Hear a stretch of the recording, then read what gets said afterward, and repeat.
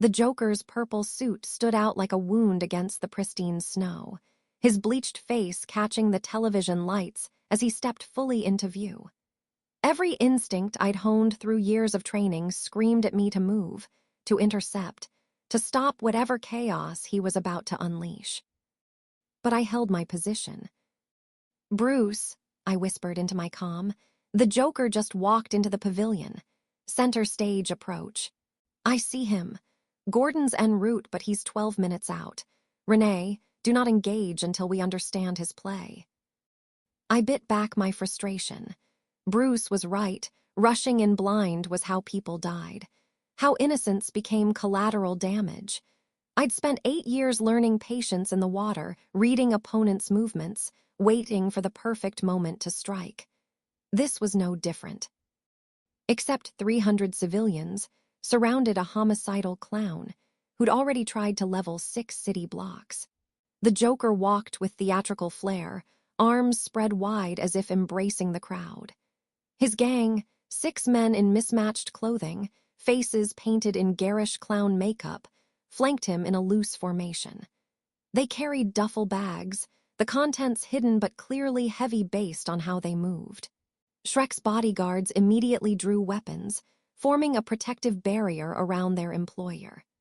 The crowd's laughter and conversation died like someone had flipped a switch, replaced by confused murmurs and the first hints of panic. "Ladies, gentlemen, children of all ages," the Joker's voice carried across the pavilion, amplified by nothing. He wasn't using the sound system. He was just that loud, projecting with manic energy. "Please, don't let me interrupt your regularly scheduled propaganda. I'm just here to add a little color to the proceedings." He executed a theatrical bow, and I noticed something clutched in his left hand. Small, cylindrical. My enhanced vision, courtesy of the Dream Angels, focused, and I recognized the shape. A detonator. My blood went cold. "Bruce, he's got a trigger. Remote detonator, looks military grade." Scanning the area now. Multiple chemical signatures registering around the pavilion's foundation. "Renee, those duffel bags his men are carrying are more explosives," I finished, my jaw tight. "He's going to rig the whole area."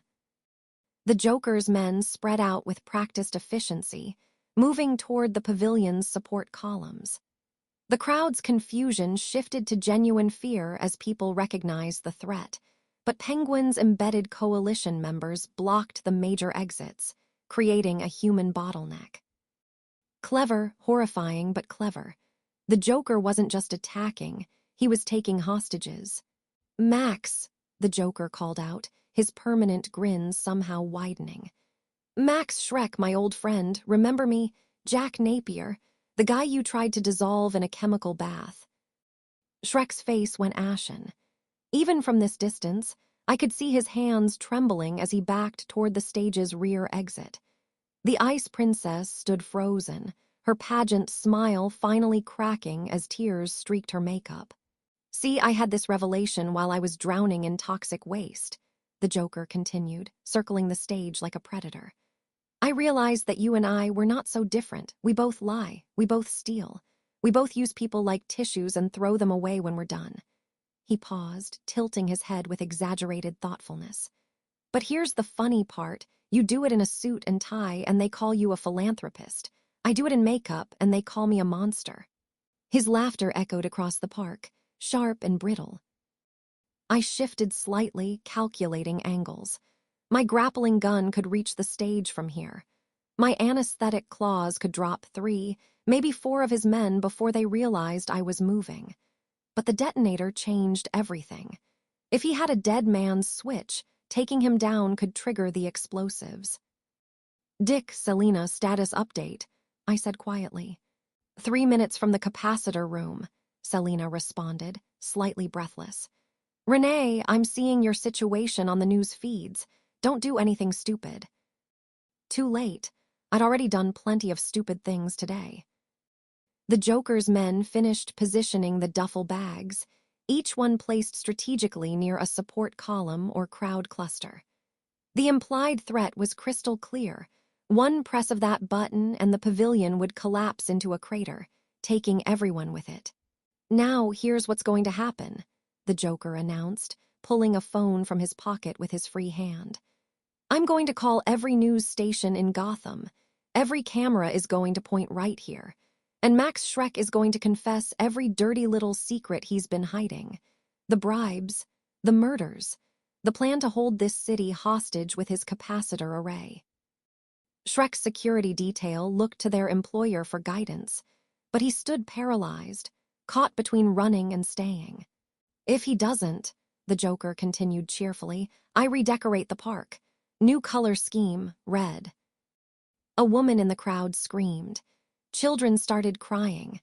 The panic was building, a pressure cooker ready to explode. "Renee," Bruce said urgently, "Penguin's forces are moving. They're not just blocking exits, they're preparing for an assault. This is the collision point. Both Joker and Penguin are using this event as their battlefield." I saw it then.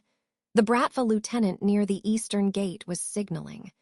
The Maroni crew members were reaching inside their coats. Penguin himself was probably watching from somewhere safe, ready to let his coalition tear the Joker apart the moment he was distracted. 300 hostages, 2 criminal armies, 1 detonator. And me, crouched in the shadows, waiting for the perfect moment that might never come. The Joker raised his phone to his ear, that permanent grin never faltering. "Hello, Gotham Gazette? I've got the story of the century for you. Better send your best reporter. Oh, wait, she's probably already here somewhere." His eyes swept the crowd, and for one terrible moment, I was certain he was looking directly at my hiding spot. come out, wherever you are, Crimson Claw," he sang. "I know you can't resist a good show.